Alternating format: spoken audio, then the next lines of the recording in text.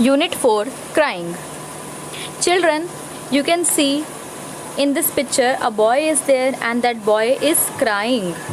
I don't know because of which reason, but I'm sure that you all must have cried in your lives sometime because of some reason. We all cry due to some reason, sometime, somewhere. Okay, so can you tell me for how much time did you cry?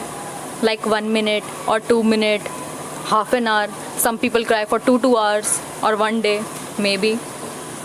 Okay, it's totally a personal thing for how much time somebody cries. So let us start our lesson. It is a poem and it's a funny kind of poem. Let's start. Its name is Crying, but it's a funny kind of poem. Crying only a little bit is no use. You must cry until your pillow is soaked. Then you can jump in the shower and splash, splash, splash. Here they are telling us that crying only a little bit, just for 1 minute or a few seconds, it is of no use. No use. You don't cry at all if you want to cry for such a small time, little time.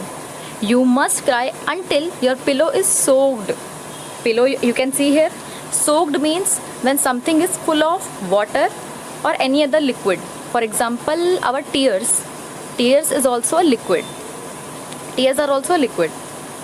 So they are telling until. Until means up to a time period of something. That you should cry that much that your pillow becomes totally wet with your tears, and you can jump in it and the sound will come splash. Splash is the sound of water. For example, if it is a pond or here inside water is there, and if you hit something inside it, you hit a stone inside it, you are throwing a stone, then when the stone will get inside, it will create a sound of splash. Water will come outside and that sound will be called as splash. So they are telling us that you should cry that much that your pillow becomes totally wet with your tears, and then you jump in it and make the sound of splash. And then you will be happy. You know why? Because when we do splash, we enjoy it. Anybody can enjoy it. Even I will enjoy it. You are a child, you will also enjoy it.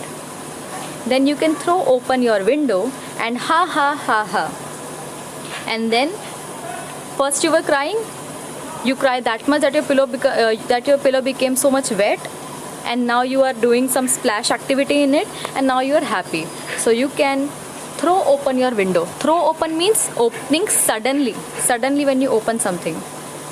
And open your window and then laugh, ha ha ha ha, because your mood is good now. Because of that splash, you're feeling good. And it is reality. When we are so sad sometime, we should cry. You know why? Because after crying, we feel light, little bit light. Our mood becomes better than it was before. So if you want, you can cry. Sometime we should cry also. That is also necessary. Okay, it's not like every time we should be so serious or we should not share the secrets with anybody. If you want, you can cry. Then you will definitely feel little light and your mood will be good. And you will laugh, ha ha ha ha, that your mood is good now. And if people say, hey, what's going on up there? What are you doing? Why are you laughing? Ha ha, sing back. Then you say, happiness was hiding in the last year. I wept it. Ha ha. Then you can tell everybody that I was feeling sad. My happiness was hiding. Hiding, you know na? Hiding means, to hide behind something.